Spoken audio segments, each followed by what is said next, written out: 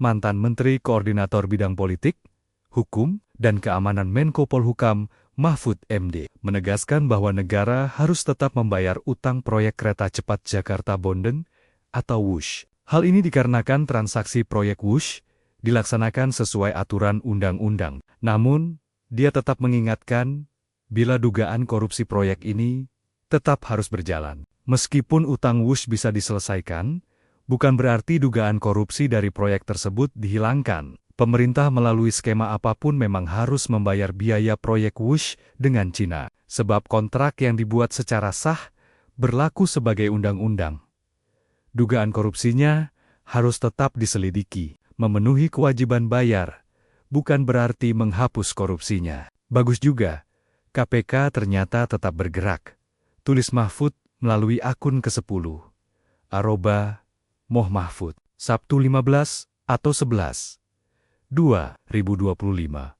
Kini setelah adanya kepastian bahwa utang WUSH akan ditangani langsung Presiden Prabowo Subianto, Mahfud meminta Menteri Keuangan Purbaya Yudi Sadewa tak pusing lagi memikirkan polemik ini. Purbaya diharapkan fokus memberantas dugaan korupsi di sektor perpajakan. Untuk Pak Menkeu, Purbaya, karena urusan WUSH sudah diambil alih Presiden dan dugaan korupsinya tetap harus dilanjutkan KPK. Maka sebagai Menkeu, dia harus lanjutkan membersihkan Ditjen Pajak dan Bea Cukai dari korupsi dan semua tikus yang bersembunyi di sana, ungkapnya. Pengadaan lahan nih. Nah, orang itu misalkan di pengadaan lahan yang harusnya di harga wajarnya 10, lalu dia jadi 100 kan jadi nggak wajar. Nah, kembalikan, negara kan rugi. Yang harusnya negara hanya membeli tanah itu dengan harga 10, kemudian harus membeli dengan harga 100. Balikin. Ini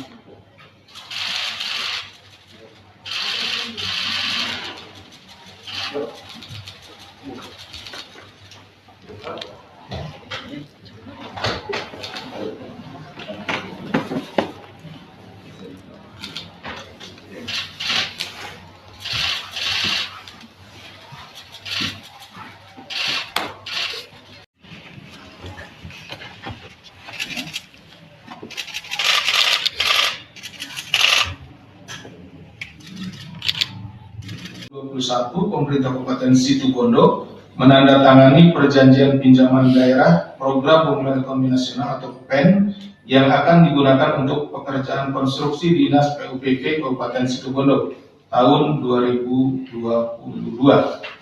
Akan tetapi dana PEN tersebut batal digunakan karena Pemkab Situbondo memutuskan menggunakan dana alokasi khusus atau DAK. Selanjutnya, dalam proses pengadaan barang dan jasa, paket pekerjaan di Dinas PUPK Pemerintah Kabupaten Situbondo tahun 2021 sampai dengan 2024, Saudara KS selaku Bupati Situbondo periode 2021-2025 dan Saudara EPJ selaku PPK di Kepala Bidang Marga Pekerjaan Umum dan Perumahan Pemukiman PUPK Kabupaten Situbondo diduga melakukan pengaturan pemenangan paket pekerjaan. Jadi antara Bupati kemudian bekerja sama dengan PPK-nya, yaitu Saudara EPJ, mengatur proyek-proyek yang ada di Situbondo. Ya. Di mana Saudara KS meminta uang investasi izin sebesar 10% dari nilai kontrak. Jadi sebelum dilakukan pengadaan barang dan jasa, sudah diminta dulu izin, diminta dulu 10%. Jadi para pengusaha, oknum pengusaha yang diminta itu kemudian ya siapa yang berani memberikan, ya dia nanti yang akan menang paket pekerjaan tersebut. Permintaan sebesar 10% kepada 5 calon rekanan, yakni Saudara ROS selaku Direktur CP Rombo, Saudara AAR selaku Direktur CP Karunia, Saudara TG selaku pemilik CP Bangun Persada, dan Saudara MAS selaku Direktur PT Anugerah Cakrabona Jaya Lestari, dan serta Saudara AFB Direktur PT Bajia Karya Nusantara. Sementara EJP juga meminta komitmen fee sebesar 7,5% atas pengkondisian yang dilakukan. Jadi sesungguhnya yang diminta itu keseluruhan itu adalah 17,5% dari nilai proyek pengadaan barang dan jasa tersebut. Atas kemenangan para tersangka pada pengadaan barang dan jasa di Dinas PUPP Kabupaten Situbondo, KS bersama-sama dengan EPJ menerima uang dari masing-masing tersangka, ya 5 orang tadi, dengan total mencapai 4,21 miliar. Dengan rincian sebagai berikut: dari saudara ROS sebesar 780,9 juta, dari saudara TG sebesar 1,6 miliar, dari saudara AAR sebesar 1,33 miliar, dan dari saudara MAS beserta dengan saudara AFB sebesar 500 juta. Atas perbuatannya, kelima tersangka sebagai pemberi diduga telah melanggar pasal 5 ayat 1 huruf A atau huruf pasal 5 ayat 1 huruf B atau pasal 13 Undang-Undang Nomor 31 Tahun 99 sebagaimana telah diubah dengan Undang-Undang Nomor 20 Tahun 2001 tentang perubahan atas Undang-Undang Nomor 31 Tahun 99 tentang pemberantasan tindak pidana korupsi. Pada kesempatan ini pula kami dari Komisi Pemberantasan Korupsi menyampaikan ucapan terima kasih kepada seluruh masyarakat, baik update sama Mas Jubir. Kemudian sudah sampai mana penanganan perkara ini? Penyelidikan masih dalam tahap. Jadi begini, yang kami ketahui ini sedikit mungkin karena ini masih penyelidikan. Materinya itu terkait dengan lahan sebetulnya, jadi bukan masalah proses terkait dengan pembebasan lahannya. Karena ini kan ada beberapa komponen.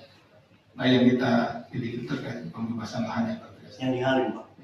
Nah, masalahnya itu kan ini sepanjang-panjang ini ya. Apakah yang di Halim atau di mana, atau juga di Bandung atau di antara itu, sepanjang itu ya. Itu yang sedang kita tangani. Jadi sebetulnya prosesnya proyeknya dan yang saat ini sedang berjalan, ya itu silakan berjalan. Artinya silakan moda transportasinya silakan berjalan. Nah, tetapi ketika di dalam pelaksanaan proyek ini ada orang atau oknum, ya siapapun itu, apakah pengusaha, memanfaatkan proyek ini untuk mengambil keuntungan, kita tidak meminta untuk dibalikin ke negara yang dia keuntungan tidak sahnya. Artinya misalkan pengadaan lahan ini, nah orang itu misalkan di pengadaan lahan yang harusnya di harga wajarnya 10, lalu dia jadi 100 itu kan jadi nggak wajar. Nah, kembalikan, negara kan rugi. Yang harusnya negara hanya membeli tanah itu dengan harga 10, kemudian di harga 100, balikin. Ini di proses pengadaan lahannya, itulah. Ini tidak dalam proyek tersebut. Karena itu kan dibagi beberapa segmen. Ini segmen kita di pengadaan yang ditangani sepengetahuan saya. Ini pembebasan lahannya. Nah, terkait yang mana pembebasan lahannya, apakah yang di Halim, yang dari Jakarta ini kan semua kan kaca peti sampai Bandung, ataukah yang di Bandung itu bukan di Tegaluar, Tegaluar itu udah nyampe ke arah Cileunyi. Apakah yang di sana? Jadi kita sama-sama tunggu ya. Tapi artinya bahwa kita tidak mengganggu operasional dari bus ini, ya.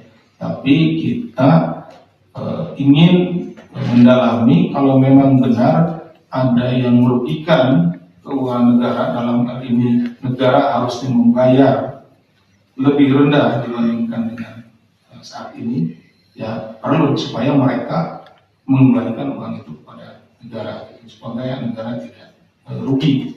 karena praktek-praktek yang mereka lakukan seperti itu.